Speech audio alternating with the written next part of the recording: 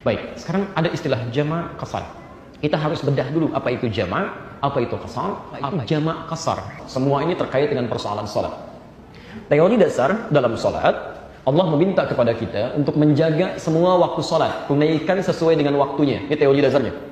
Anda biasa menunaikan ibadah misalnya, Masya Allah, salat zuhur, salat asar, tepat pada waktunya. Zuhur di waktu zuhur, asar di waktu asar. Hanya qadar Allah dalam keadaan tertentu, Anda mesti menunaikan misalnya satu perjalanan tertentu, ya, yang dengan perjalanan ini ada situasi-situasi yang menjadikan di antara waktu sholat ini tidak bisa ditunaikan tepat pada waktunya. Anda terkena macet, kalau sampai ke tujuan waktu asar sudah lewat, kan? Atau misalnya Anda tidak bepergian, tapi situasinya tidak memungkinkan Anda menunaikan sholat dimaksud tepat pada waktunya atau dengan jumlah yang sama. Ya, seorang dokter akan melakukan tindakan. Ya, begitu saat dia akan operasi dimulai, diprediksi tindakan itu dari mulai zuhur sampai dengan menjelang maghrib melewati batas asar. Dia tidak safar, tapi ada kondisi tertentu yang tidak bisa dia lakukan, ya, maaf, dan tidak bisa mengerjakan sholat seperti halnya pada waktu yang semestinya yang telah ditetapkan semula. Bagaimana situasinya?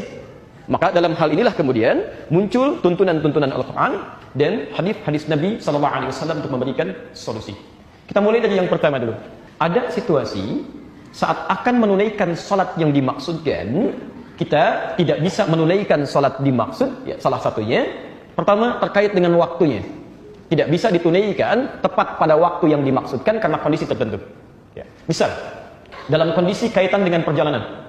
Saya akan melakukan perjalanan dari Bekasi ke kota Bandung, ya, berangkat misalnya jam 10, qadar Allah biasanya hanya 2 jam, ya, bisa di Bandung langsung salat zuhur, tiba-tiba ada kemacetan luar biasa, ya, sampai di kilometer 57 sudah masuk ke waktu zuhur, tapi diprediksi hampir sampainya nanti misal maghrib, ya, maghrib di kota Bandung.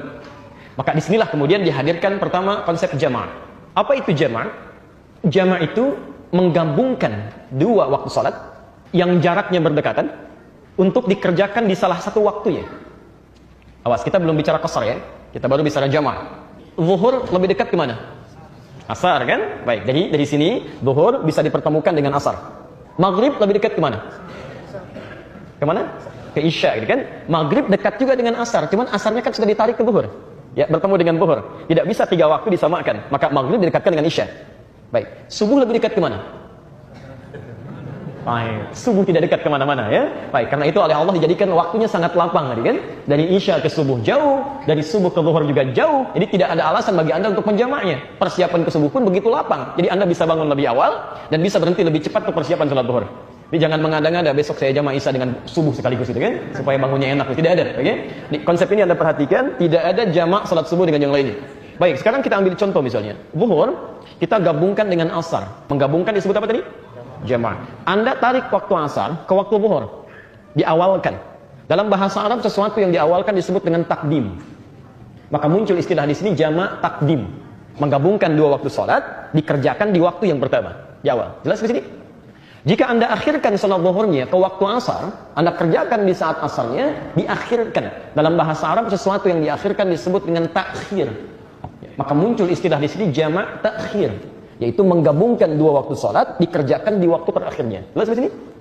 Baik. Nah, Bapak Ibu sekalian, pelan-pelan menjamak sholat itu sekiranya bisa dikerjakan dalam waktu yang luang. Begitu Anda istirahat, saya nggak buru-buru lah, gitu kan? Nyampe di Bandung maghrib juga nggak ada sesuatu yang dikejar. Maka dalam waktu yang luang ini, Anda tidak harus mengurangi jumlah rakaatnya, tapi bisa dikerjakan secara sempurna. Misal, yang zuhurnya 4, yang asarnya 4. Maka di sini yang disebut dengan jamak kamil, jamak sempurna. Mengerjakan dua waktu sholatnya secara sempurna dengan jumlah rakaat yang telah ditetapkan. Jelas di sini? Dan ini sering dipersingkat dengan istilah jamak saja. Saya jamak. Jelas, ya? Kondisi kedua. Saya mau perjalanan ke satu tempat. Mau ke Lampung misalnya. Flight pertama untuk penerbangan di waktu siang berlangsung schedule-nya jam setengah 1, ya, jam 12.30. Ke Lampung itu kalau menggunakan pesawat, qadar Allah itu paling lama 30 menit. Ya, 26 menit, 30 menit langsung landing, gitu kan? Nah, hanya waktu zuhurnya jam 11 sekarang misal 38. Ya, kadang-kadang semakin naik 11.50, gitu ya. Anda masih punya kesempatan sholat di situ untuk menunaikan sholat zuhur. Tapi yang jadi masalah kadang-kadang saat menunggu misalnya sampai ke iqamatnya ditunaikan 4 rakaat, orang sudah masuk ke pesawat. Kalau Anda selesaikan sampai 4 rakaat, ya Anda bisa ketinggalan pesawat. Ya. Bagaimana solusinya di sini?